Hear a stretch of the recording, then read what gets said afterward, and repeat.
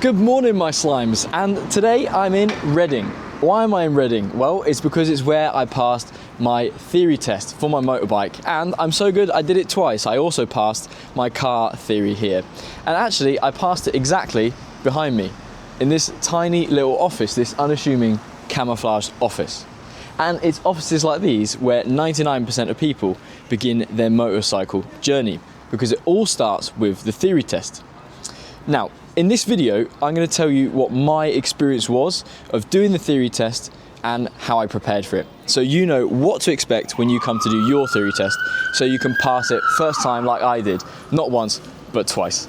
Don't mean to brag, but I have to say it how it is. You know I'm always going to be real with you. Now, today we're going to talk about what it's like to actually take the theory test, what's included, what kind of things you need to learn, how to prepare for it, what to bring with you, and what isn't included. And for those of you that already have a car license, I'm going to make some comparisons between the car theory and the motorbike theory, because they're almost identical, but there's a few small differences. And that's something I wish I knew, so that when I came to do my motorbike theory, I wasn't quite so stressed. So hopefully by watching this video, you'll know more about it, you'll feel more ready and less stressed. Anytime anyone mentions the word test, I know people's blood pressure goes through the roof. But hopefully by watching this, you can see that actually it's not so bad. But guys, I tell you what this video isn't.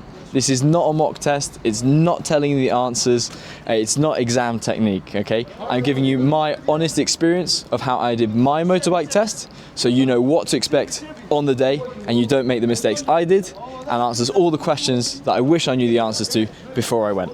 So hopefully it saves you some time and some stress, and I'll see you later. Now, it doesn't matter where you do your motorcycle theory test anywhere in the UK, the test itself is going to be almost identical. You don't have any regional based questions. So this video is going to help you no matter where you are. But if you are based in Reading, then it's very lucky, because literally at the end of the road, you have Greyfriars Church, which is one of the oldest buildings in Reading. It was built in 1311, so you can stop and pray if you need just that extra bit of luck for a good mark. Now, if you've been watching any of my videos before, you know I always give you a little bit extra, and I always do a bit of a side quest. So today we're going from Greyfriars all the way to Greenham. Why Greenham? Well, it's where I passed my practical test. And thanks so much for all the support on the last video. And if you haven't seen that and you've got your practical test coming up, then maybe that video will be useful for you. So you can see from my experience how it was, and you know what to expect when you do your practical test, and you don't make the same mistakes that I did. Also in Greenham, there is the Greenham Common MOD base. It used to be a famous nuclear bunker or site like this, and we're going to go and explore that, and I'm going to show you around. And on the way, I'm going to tell you about all the things that you need to know to prepare for your theory test. Now, this church was built in 1311, and it is one of the oldest buildings in Reading. It's over 700 years old.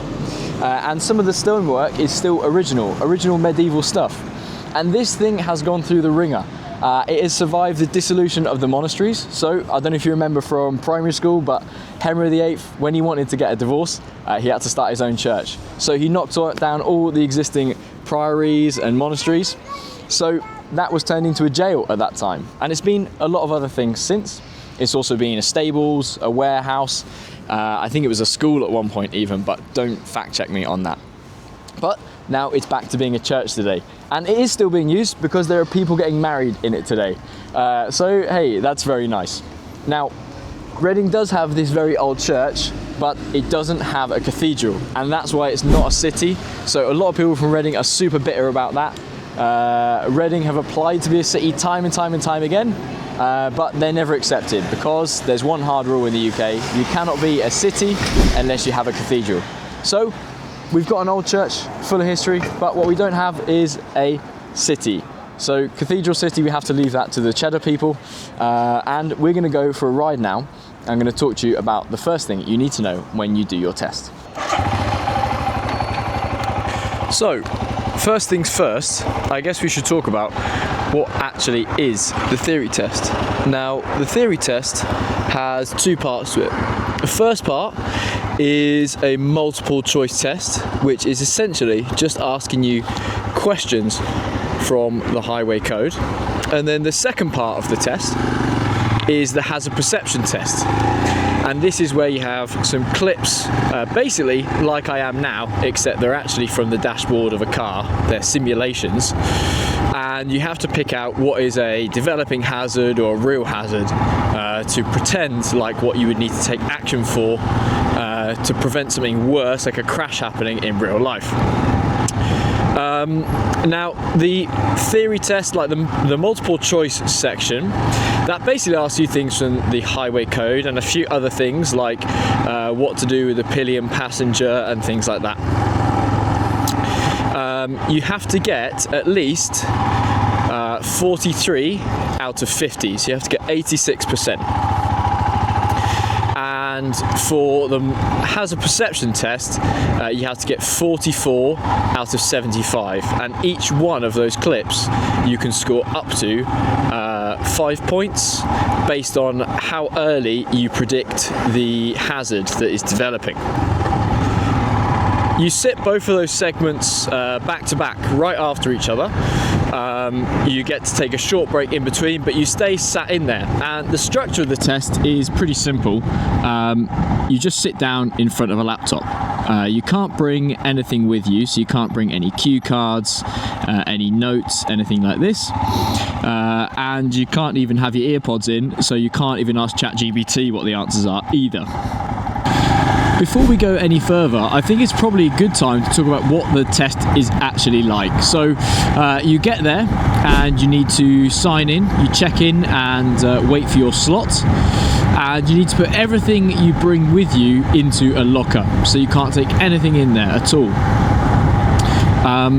Then when your name is called, you go through into your cubicle, but before doing so, someone will check you are who you say you are. So unless you've got an identical twin brother who already knows the theory and you can send for you, unfortunately you've got to do it yourself.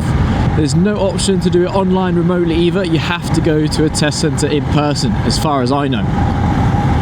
And you get in there, you sit down and you get a read through the briefing on the instructions and the task you're going to have to do. And then when you're ready, you can say that you're going to start.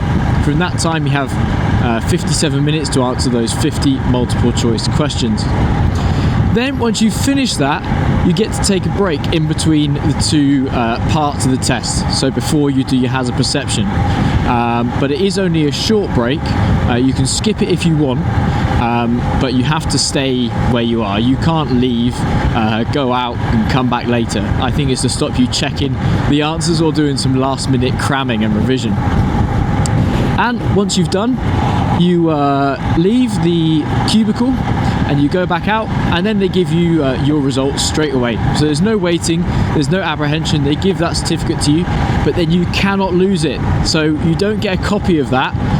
That is the only one you get, and you must take it with you to your training and especially to your testing. So I would say it's probably a good idea to keep it in a little plastic folder somewhere safe. And also, if you're the type of person to lose it, take a few photocopies of it as well. Print them off, some good photocopies, so that you don't have to panic so much when you can't find it and your test is on the Friday. Now, honestly, if you follow all the steps that I'm going to talk about in this video and you do lots of practice, then I don't think you're going to fail it. And even if you do fail it, you don't need to worry, because you can retake the test as many times as you like, I think. You just have to wait 3 days between each test, each retest. And if you do pass, you are considered to have passed and don't need to renew it for 2 years. So your pass certificate lasts for 2 years. So that means you can pass it, get it out of the way, and then book your other practical test stuff later. Actually, that's what I did, and I'm going to talk a bit more about structuring it later. But I actually passed my theory tests almost over a year before I actually did my practical test. So then you don't have to worry about it. It's just one less thing to do. You might be wondering, are there any prerequisites? No, not really. The only prerequisite is that you're over 16 and that you have a provisional license or a full license if you already have done your car test. You absolutely have to bring your license with you.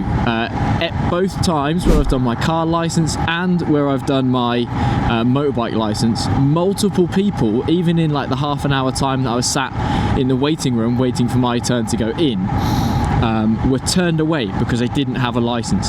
So you 100% need to bring your license with you. You also need to have booking confirmation of your test time and date. They're also pretty strict on that. Maybe that varies based on who your receptionist is with, but at the one in Reading, they definitely want you to bring your booking certificate as well. But you don't need to have done a CBT already. That's what I did. I did my theory before I did anything else. So it can be the very first thing you do. You don't need to have ever sat on a motorbike before to do the motorcycle theory test. The test costs 23 quid. So honestly, I think if you're just thinking about learning to ride, at least do the theory and then you've got the rest of the stuff out of the way. Then let's talk logistics a little bit. So you book the test online, have to book it through the gov.co.uk website, and you can choose your time slot and your test centre. It doesn't take long because you get a maximum of 57 minutes for the multiple choice, and then the hazard perception tests, I think each clip is about a minute long or something like that. So probably you're done in about an hour and a half. But you should book in advance because there can be huge waiting times for getting a test, and if you're just waiting to do your theory, it can really slow down your progress on getting your license.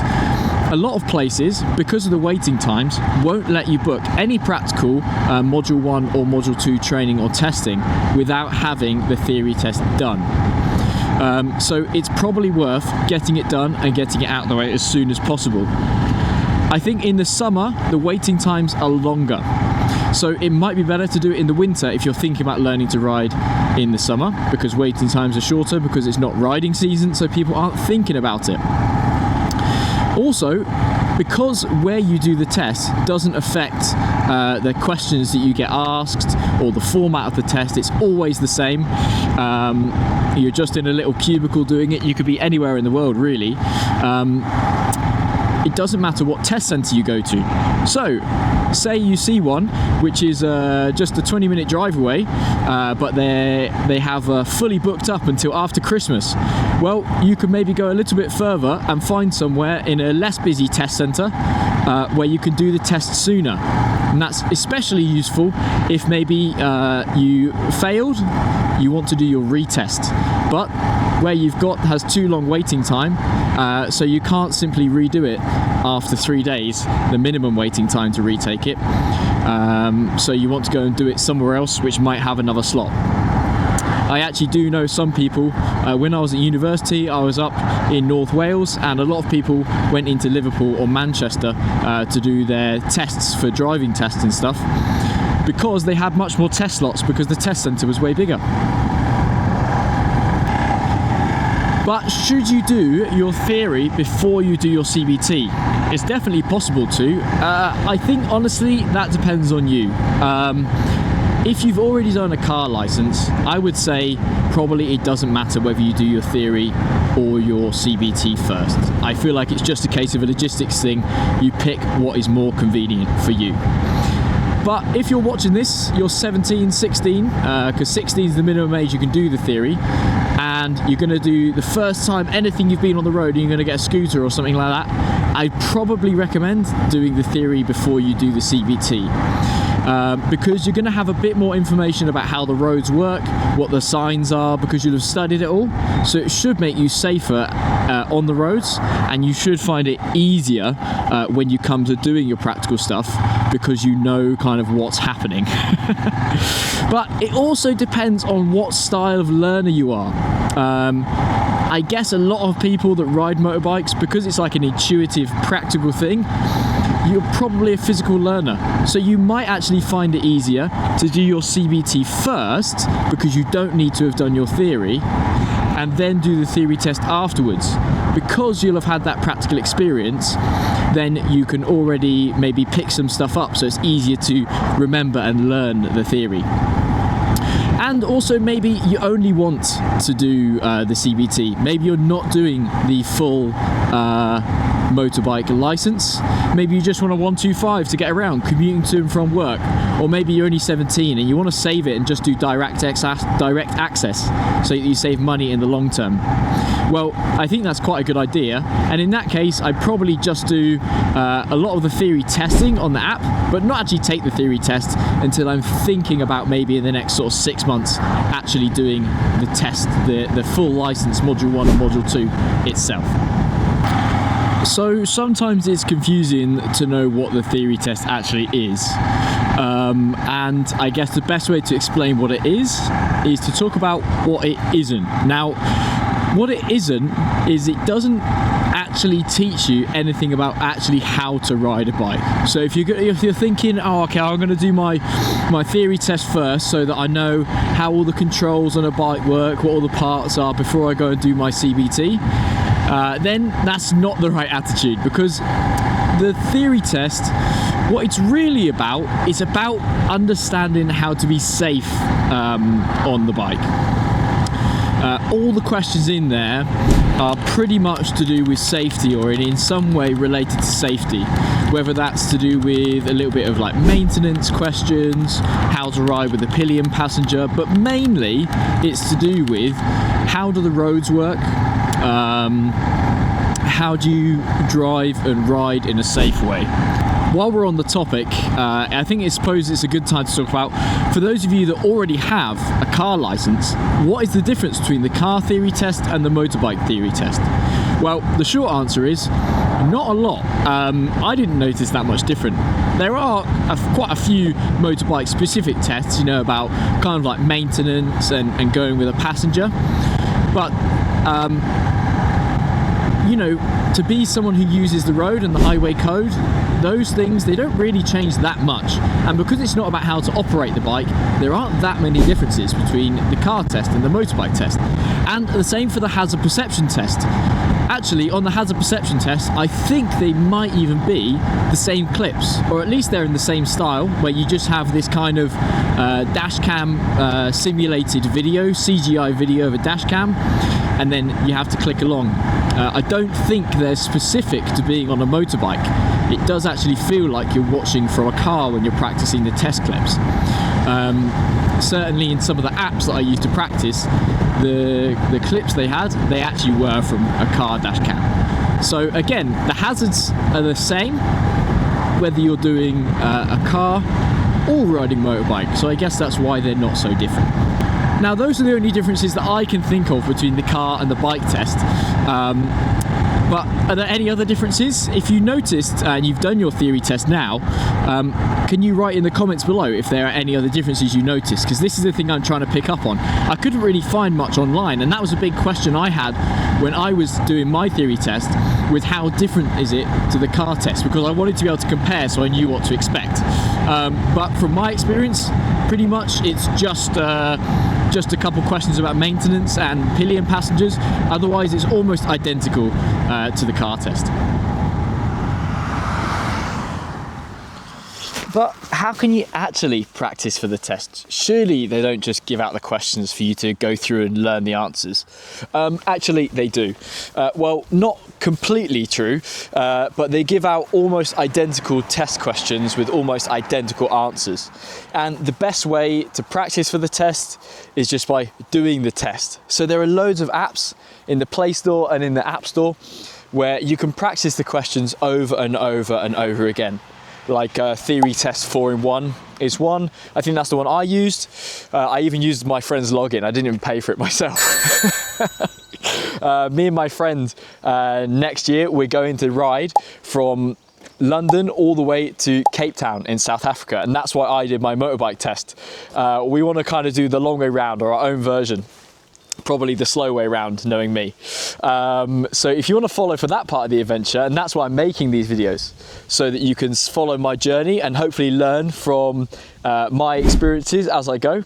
But if you want to see me exploring in Africa as well, then please like this video and follow for more, because those videos are going to start coming towards the end of the year after summer. Anyway, back to talking about apps more than someone who lives in Silicon Valley, and I'm not talking about where they make the breast implants. The best way to do it, just do it over and over and over again until you get it right. So if the secret for the multiple choice questions is just to practice them over and over and over again until you already know the answers before you even walk into the test centre, then how do you do that for the hazard perception? It is a little bit harder because the DVSA don't give out the hazard perception tests for you to practice ahead of time, because you'd already know and you could just learn the timing for what to click on. But they do give out a bunch of pre-made CGI examples, just like the CGI ones you're going to have in the test. And again, these test apps, like the 4-in-1 test, they have all those CGI ones in. So you can already practice them and you know exactly how they work. But how do those tests themselves work? Well, I said they're scored out of 5, right? And that 5 is like a maximum mark for each clip. And on each clip, you're going to see a bunch of hazards in the road, but only one of them is going to be a hazard which develops to a point where you need to do something. You need to take action, usually slowing down to prevent an incident. And what you have to do is, when you see that hazard, you have to click to indicate that you've noticed it. Now, what you shouldn't do is click all the time. If you click too often, like click, click, click, click, click, or you click in a pattern or too rhythmically, then the machine, the computer, is going to figure out that you're trying to just guess or blag the test. So it's going to disallow your results. And also, don't click too late because the points are scored from noticing it as early as possible, and you get 5, 4, 3, 2 and 1, just like that, up until the point where you actually have to brake or it becomes too late and that you wouldn't have missed the hazard. You don't have to do anything in the test except click. It's all like a pre-recorded video, but you have to imagine that you would have had to do something. But also, don't press too early. You only click when it becomes an actual hazard. And this is the hardest thing that I found. I was clicking for all of these potential hazards. So things like a pedestrian at the side of the road, a car coming to the junction, a car in a parking bay with an indicator on ready to come out. These actually aren't hazards until, for example, the car is out of the bay and blocking you in the road. And this is where it gets tricky because it is a little bit subjective, you know. But I think that's just what you have to do the test for. Practice them as many times as possible. Try not to learn the clips because you're going to get new ones in the test. But try to just practice as many different example clips as possible. And even if you're going around, make sure you sit on the front seat of the bus and you can see some hazards developing so that you know when you finally get on your motorbike where they come from. Speaking of other ways to get some practice, I know that sounds silly, but actually just to pay more attention when you're out on the roads, whether you're sitting in the car as a passenger, you're on the bus, or maybe you've already done your CBT and you can go out and drive yourself around on your 125 before you take the theory test. It's basically just to be a bit more aware and pay more attention. Honestly, the way I learned the road signs is just by looking out when I'm going all around. And then you go back and you check against the theory book and you check against like some of the questions in the apps until you know the signs, and then no problem at all. That's another thing I did, and I know it's super boring and you're going to call me a nerd, but whenever I was doing these multiple choice questions and I got one wrong, I would write it down as like a statement or a sentence. So if it said something like what can't you do on a double yellow, and I got it wrong, then I'd write it down as a statement: you may not park on a double yellow at any time. So by writing it down, that helped it go in for me. Maybe that's something that might help you out, I don't know. But that one was really good to me, to have it as a statement. And having it as a statement kind of, it's like saying positive affirmations in the mirror. I am good at motorbikes. I am not going to crash. I am going to check the oil often enough, and I'm not going to leave it. By writing down those statements about what the theory answer should be, they kind of go in a bit more. And also, it doesn't matter in what way the questions are phrased, you'll still know the answer. Because of course the phrasing in the multiple choice questions in the apps and in the real test is going to be slightly different. Now, please remember to take this bit of advice that I'm about to say with a pinch of salt, but one technique that I kind of made up that really helped me on my hazard perception test, and I think helped me get decent marks and not worry about it, was to click once every time I saw a potential hazard, and then once I saw that potential hazard like becoming what I thought was a real hazard, click again.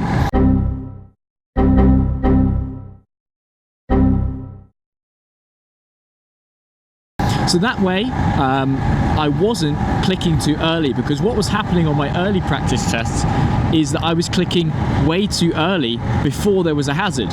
You know, for example, I'm clicking here with these cyclists already down in the road before I've even got to them, and that's before that it's registered as a hazard. And then I would notice the camera slowing down, and then I would click again, but then by that point it's too late. You're only getting 1 or 2 points because you're past it already. So what I would do is I click when it's a hazard, and then if it continues to be a hazard as I'm approaching it, I would click again. And that way I tended to get about 4 points or 3 points for each one, and sometimes a 5 because I got it the first time when it was a developing hazard. And that gave me a lot more confidence that I wouldn't miss it, and that I wasn't going to be way too early or way too slow. It is very hard to find the sweet spot. I'd say it's almost impossible to get full marks on the theory tests, at least on the hazard perception. But that little technique helped me and gave me a bit of a peace of mind, because there's nowhere that actually gives you any strategy for it. It basically says click when there's a hazard.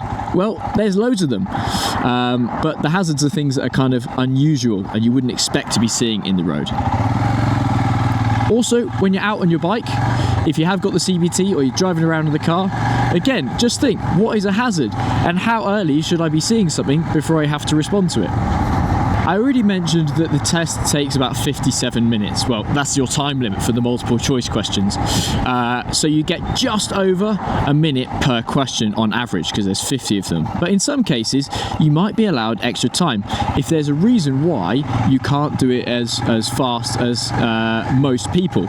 Maybe it's something like dyslexia, or you need a sign language interpreter. Well, you are actually entitled to get extra time if you have a certificate or some sort of letter, from your GP or other healthcare professional explaining why you need extra time. Honestly, if you're entitled to it, why not use it? But for most people, if you're worried about finishing it in time, I wouldn't be. I'm someone who is very, very slow doing exams. I always have been, because I'm kind of like really thorough and I like read everything through like twice before I even look at the answers. And even I had time to get through all the questions and then have a quick check over it again to make sure I hadn't missed anything or made any silly questions. One thing to note is that sometimes the phrasing or the way they're worded can be a bit misleading or a bit clumsy. That's something I noticed, that they don't always use the clearest phrasing, so it is worth reading the question twice just to double check it. But yeah, otherwise you should have enough time. And again, the hazard perception, you never need any more time because it's a video clip. We're super close now to Greenham Common, and I'm going to tell you a little bit more about it and why it's important, because you've probably seen it before, even if you don't realise. And stick around, because I've got one more thing to tell you that's going to help you pass your test and take away some of the stress when you come to sit in that little cubicle and do it for real. But Greenham Common, actually, used to be a missile base. It's got loads of bunkers, so it's got this kind of post-apocalyptic feel.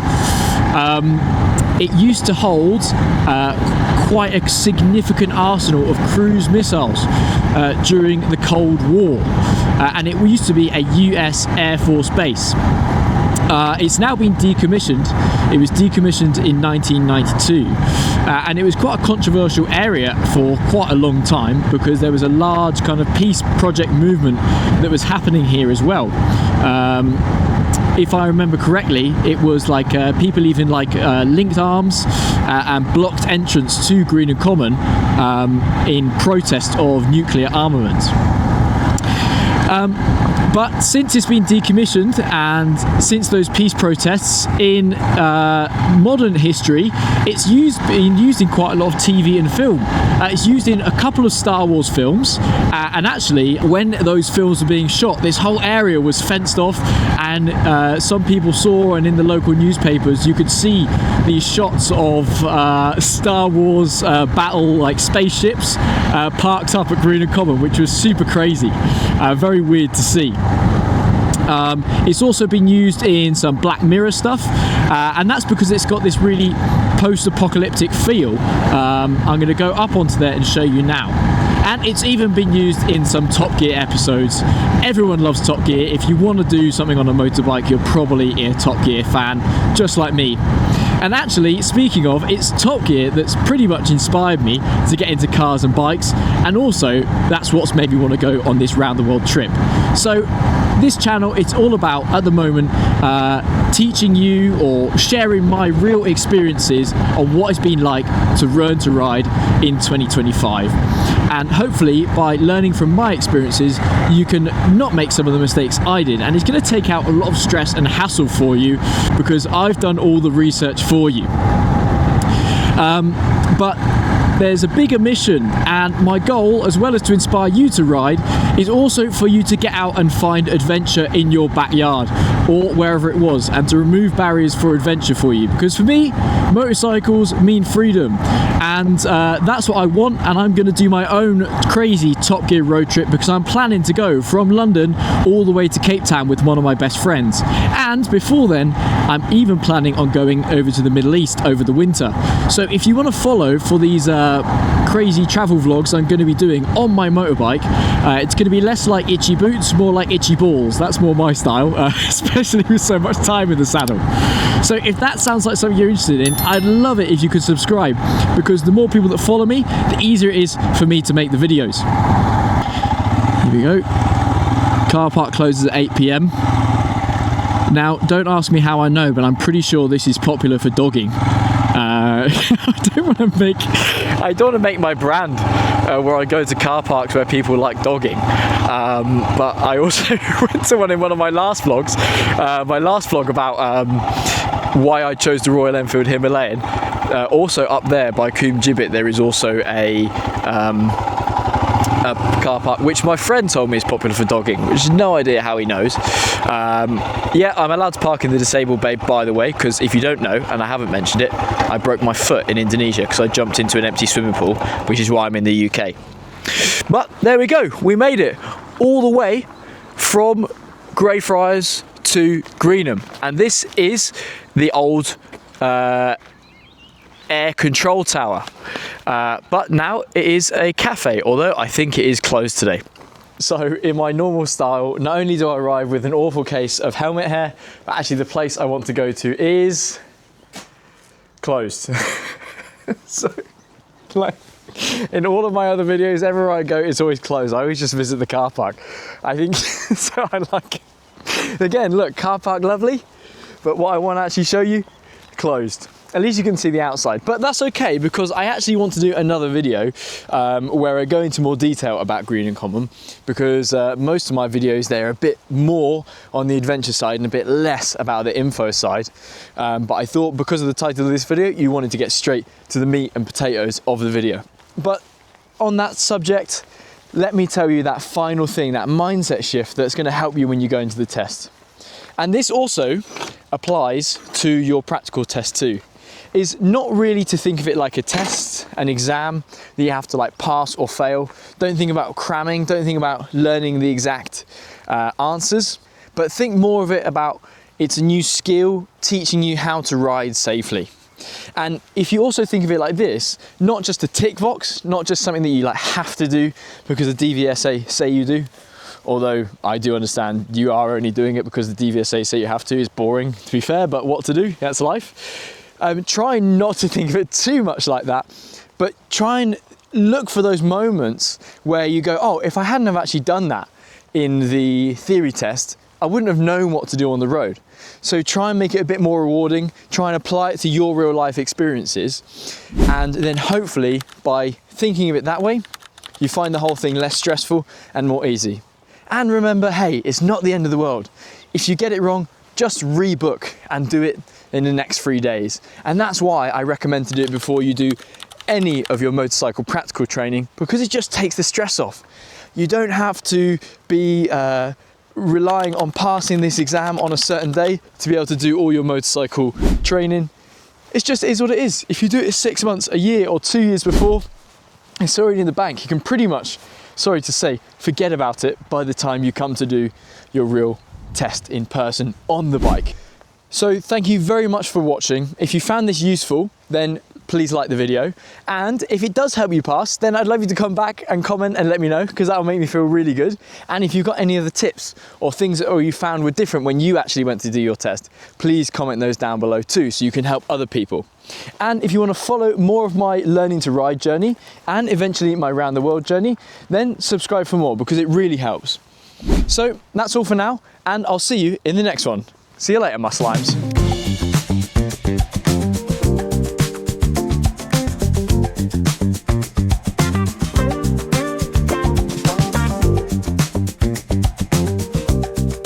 Hello, mate. Sorry. You all right, mate? You all right? Yeah, good. Sorry, I'm in your way.